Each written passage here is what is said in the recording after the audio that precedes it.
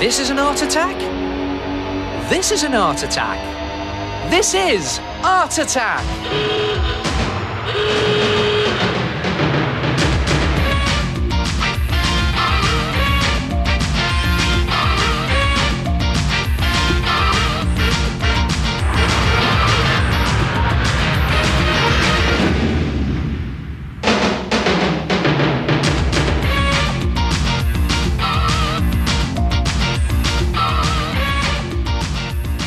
Hello there, and welcome once again to Art Attack, the Big Art Show. Do you want to see one of my all-time favourite art attacks? Forget piggy banks, this is the Art Attack Dinosaur Bank. Come and have a look at this. Blow up a balloon to roughly the same size as an Easter egg, but definitely smaller than your head. Then take 2 loo roll tubes, cut them in half and tape them together so you have something that looks like that. And then tape them to one side of the balloon. So a bit of tape on there and onto the side of the balloon. And there you have the legs and the body of the dinosaur. And then take a felt tip pen and very carefully draw a rectangle on the top of a balloon. Now it needs to be about 1 centimetre by 4 centimetres. It doesn't have to be neat, and that'll be the slot where your money goes later on. Then take some scrap paper that's roughly the same length as the balloon and crunch it up and bend it slightly. And you need to do 2 of those because I'm going to tape one of them to one end of the balloon, like that, when it stands still. For the neck, you just need to bend it up. There it is. And then the other to the other end of the balloon and bend that down for the tail. And the good thing about paper is that if your neck flops, just bend it up again because it's good stuff to model with. And there it is. And that's roughly the shape of your dinosaur. Now the good bit, the messy bit.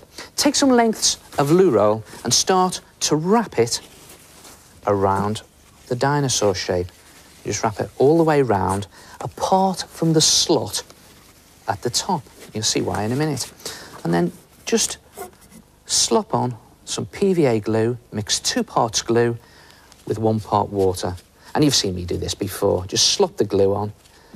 And what it does, it sort of disintegrates the tissue paper, or the loo paper, and binds it to the shape underneath, which is the shape of the dinosaur. And just keep slopping on the PVA and slopping on the loo paper.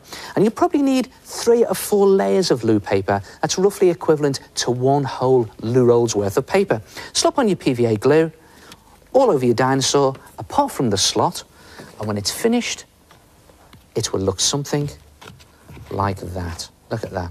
And then take 2 small balls of scrap paper and just dip them into the glue. Put them on the top of the head for eyes. There's 1 there and 1 there. And then start to slop on some paint. Now, I'm using acrylic paint here, but you can use poster paint. In fact, any type of paint you like, but I find acrylic paint is best for this. And I'm doing it in a sort of green and yellow blotch colour. And who's to say dinosaurs weren't that colour, eh? You could experiment. Nobody really knows, do they? I'm just going over the whole of the dinosaur. And you see there's even the slot at the top where I didn't put any paper before. So go over the whole of the dinosaur, apart from the eyes, and when it's finished, you'll have something that looks like that. And I didn't paint the eyes. In fact, I have painted them white with a little black dot in the middle. And I've covered the whole thing with another layer of PVA glue, which gives it this very sort of hard finish and a nice shiny finish. And there it is, and you're ready to pop your money in. And where does the money go? Well, it goes in the slot, but you have to pop the balloon first, through the slot. There we go. There it is. And you pop your money into the slot. And if you need to get your money out, just tip your dinosaur upside down, make a hole through one of his legs, get the money out, and then repair it using exactly the same process: glue, tissue paper, and paint. And there it is, the Art Attack Dinosaur Bank. Try it yourself. And of course, You can experiment using different cut-out cardboard shapes and tape them to the balloon. And in fact, you could even invent your own dinosaur, an Artotachosaurus. Go on then, have a go.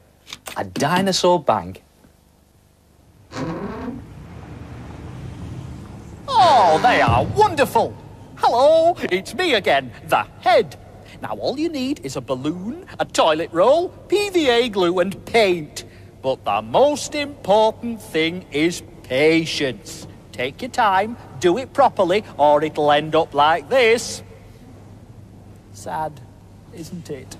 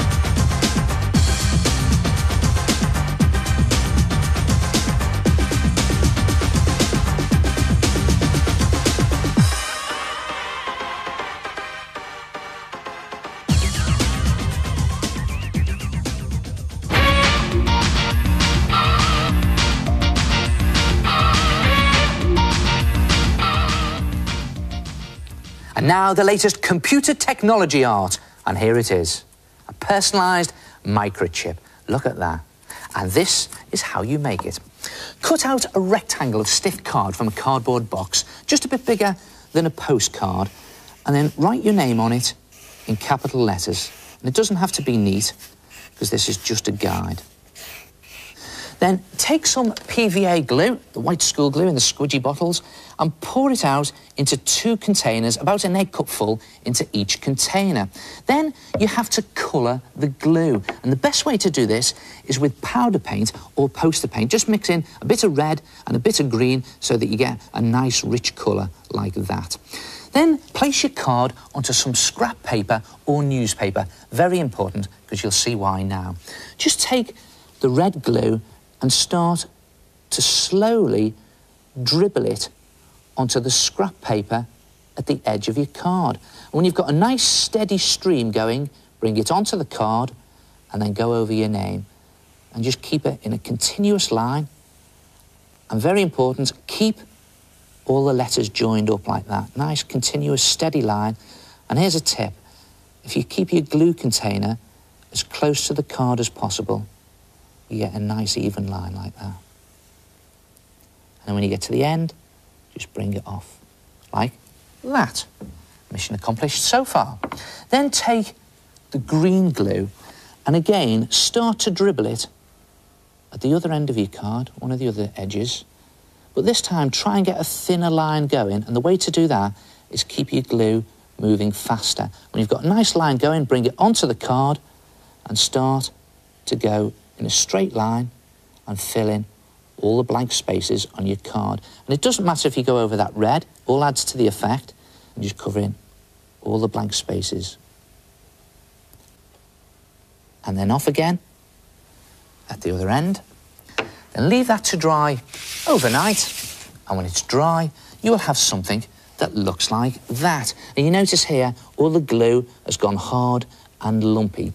Well, that's good, because the next thing you do is take a silver pen and start to draw around the edges of all your hardened, lumpy glue. Just go around all the edges on your microchip. And as you're going, just add in extra detail on the microchip. Now, you can put some extra lines in there for the circuit. And go around all the paint, maybe even do some thicker silver lines on the paint itself. And I find the more you put on, the more authentic it looks. And just cover the whole of your microchip in the same way, going around the glue. And when you're finished, you will have something that looks like that. Personalised microchip art. Oh, doesn't that look brilliant? It's just poster paint and PVA glue mixed till it's dribbly. Mark out your name, wait for it to dry, and then go wild with a silver pen. Do you want to see mine? I wonder if I overdid the silver pen.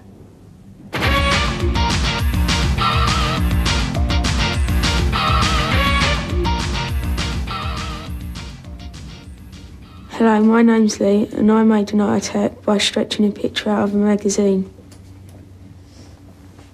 My name's James, and I've got a picture of a vintage car, cut it into strips and filled in between.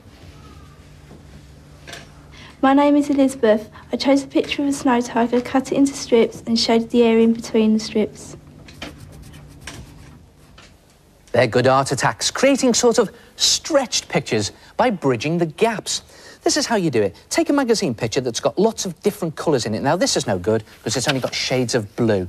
That's a good picture, lots of different colours, all in blocks. But look at that. I think that's the art attack presenter of the future.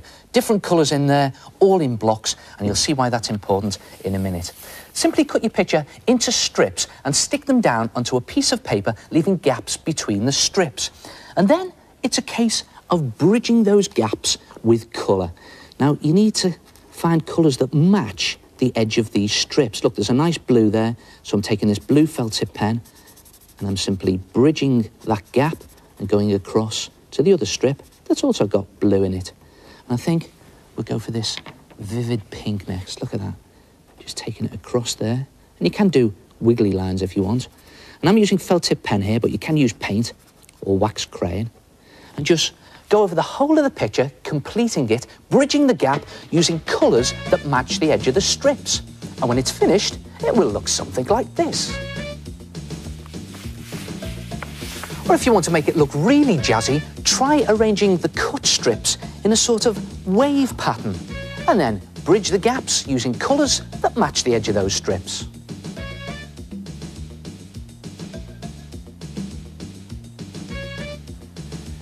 Try it yourself. Cut a colourful picture into strips, stick it down flat, and bridge the gaps to stretch the picture. And I'll see you next time. Ta-ra!